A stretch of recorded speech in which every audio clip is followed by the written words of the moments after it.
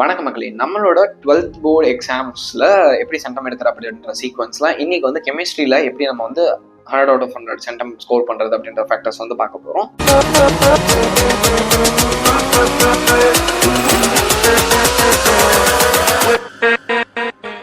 So when comparing to physics and mathematics, நான் chemistry வந்து கொஞ்சம் டிஃபிகல்ட்டியான சப்ஜெக்ட்னு தான் சொல்லுவேன். Because when it comes to the physical chemistry and inorganic chemistry, it is quite easier when comparing to organic. Because ஆர்கானிக்ல எக்கப்பட்ட ஈக்குவேஷன்ஸ் இருக்கு. அந்த ஈக்குவேஷன்ஸ் எப்படி வந்துச்சுன்னு சொல்லிட்டு நிறைய பேருக்கு வந்து சரியா டீச் பண்ணியிருக்க மாட்டாங்க. அண்ட் இன்க்ளூடிங் எனக்கும் வந்து பாதி விஷயம் புரிஞ்சதில்லை.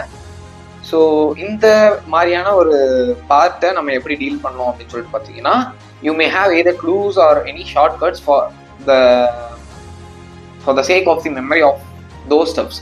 ஸோ உங்களோட மெமரியில் வந்து ஈக்குவேஷன்ஸ் கேட்கணும்னா நீங்கள் நிறைய வாட்டி எழுதி வரணும். அப்படி இல்லைன்னா வந்து இந்த க்ளூ வச்சுக்கணும். லைக் இந்த ஈக்குவேஷன்ன்றது ஒரு க்ளூவாக வச்சுட்டு அடுத்த ஈக்குவேஷன் வந்து கம்பைன் ஆச்சுன்னா வந்து என்ன ரியாக்ஷன் கிடைக்கும் அப்படின்றது வந்து ஒரு க்ளூஸாக நீங்கள் வந்து it may be a chilli thing, ஏதோ ஒரு சில்லறத்தனமான ஒரு ஐடியாவாச்சு வச்சு அதை வந்து மெமரி பண்ணிக்கோங்க.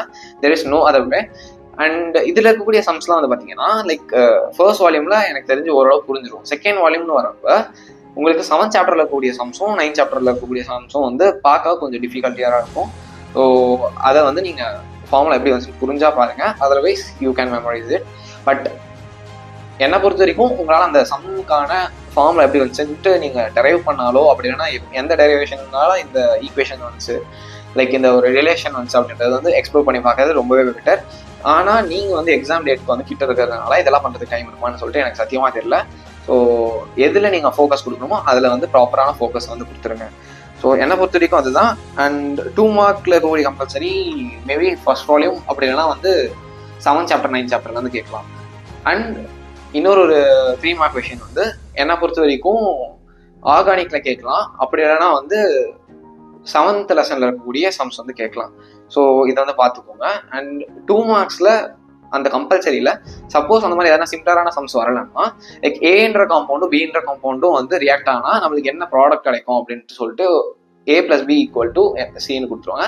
So identify the A, B and Cன்னு சொல்லிட்டு நம்மளுக்கு தியரட்டிக்கலாக வந்து அந்த கொஷின் ப்ராப்ளம் ஸ்டேட்மெண்ட் வந்து நம்ம கிட்ட சொல்லியிருப்பாங்க. ஸோ அதை வச்சு நீங்கள் அந்த காம்பவுண்ட் ஃபர்ஸ்ட் காம்பவுண்ட் என்னென்னு கண்டுபிடிக்கணும், B என்னென்னு கண்டுபிடிக்கணும். லைக் அந்த ரியாக்ஷன் நடந்தால் அதை என்ன ப்ராடக்ட்டை வந்து ரிலீஸ் பண்ணணும் அப்படின்றத நீங்கள் யூஸ் லைக் ஷோ பண்ணணும். அண்ட் என்ன கேட்டலிஸ்ட் யூஸ் பண்ணுறதுல வந்து கண்டிப்பாக மென்ஷன் பண்ணிக்கணும். அண்ட் அந்த ரியாக்ஷனோட நேம் சப்போஸ் இருந்தால் அந்த நேமையும் வந்து நீங்கள் மென்ஷன் பண்ணுறது it is mandatory.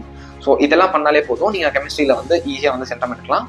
And 1 marks additional 1 marks வந்து கண்டிப்பாக கேட்பாங்க. ஸோ அதுக்கு வந்து நீங்கள் inorganic chemistry and physical chemistry மட்டும் நீங்கள் இன்டீரியர் 1 மார்க்ஸ் வந்து அதிகமாக கான்சன்ட்ரேட் பண்ணுங்க. பிகாஸ் அந்த தியரட்டிக்கல் ரீஜனில் தான் வந்து இன்டீரியர் கிரியேட்டிவ் 1 மார்க்ஸ் வந்து எடுக்க வாய்ப்பு இல்லை அதிகமாக இருக்குது. அண்ட் என்னை பொறுத்த வரைக்கும் ஆர்கானிக்கில் வந்து புதுசாக வந்து ஒரு ஆர்கானிக் ப்ராடக்ட் ஆர்கானிக் காம்பவுண்ட் வந்து கொடுத்து உங்களுக்கு வந்து 1 மார்க்ஸ் சேர்க்கறது ரேர் கேஸில் தான் வந்து நடக்கும். என்னை பொறுத்த வரைக்கும் அது நடக்காது. பிகாஸ் நீங்கள் வந்து கெமிஸ்ட்ரியில் ஆர்கானிக் கெமிஸ்ட்ரியில் என்னென்னலாம் வந்து 1 மார்க்ஸ் படிச்சிருக்கீங்க அப்படின்றது புக் பேக்கில் இருக்கிறதே வந்து உங்களுக்கு கன்ஃபியூஷனாக இருக்கும். ஸோ அந்த நிலைமையில நீங்கள் அது கிரியேட்டிவாக ப்ரிப்பேர் பண்ணுறதுக்கு வந்து யாரும் விரும்ப மாட்டாங்க. அண்ட் அந்த மாதிரி கொடுத்தாலும் ஸோ ஒரு சில பேர் வந்து சென்டம் எடுப்பாங்கல்ல, ஸோ அவங்களதும் மிஸ் ஆகும் அப்படின்ற ஒரு மைண்ட் செட்டில் இருப்பாங்க. ஸோ அந்த மைண்ட் செட்டில் இருக்கிறதுனால என்னை பொறுத்த வரைக்கும் கொஞ்சம் சிம்பிளாக தான் கேட்பாங்க. ஸோ இதை வந்து ஃபாலோ பண்ணிக்கோங்க. This are all the strategies what I have followed. And இது கண்டிப்பாக உங்களுக்கும் யூஸ்ஃபுல்லாக இருக்கும்னு நினைக்கிறேன். நான் ஏதாச்சும் ஒரு சில டீட்டெயில்ஸ் சொல்லலை அப்படின்னு சொல்லிட்டு நினச்சிங்கன்னா, அப்படி இல்லைனா உங்களுக்கு இதை பற்றி தெரிஞ்சுக்கணும்னு நினச்சிங்கன்னா கீழே கமெண்ட் செக்ஷனில் கமெண்ட் பண்ணுங்கள். அடுத்து ஒரு இன்ட்ரெஸ்டிங்கான வீடியோவில் சந்திப்போம். Good bye. சியர்ஸ்.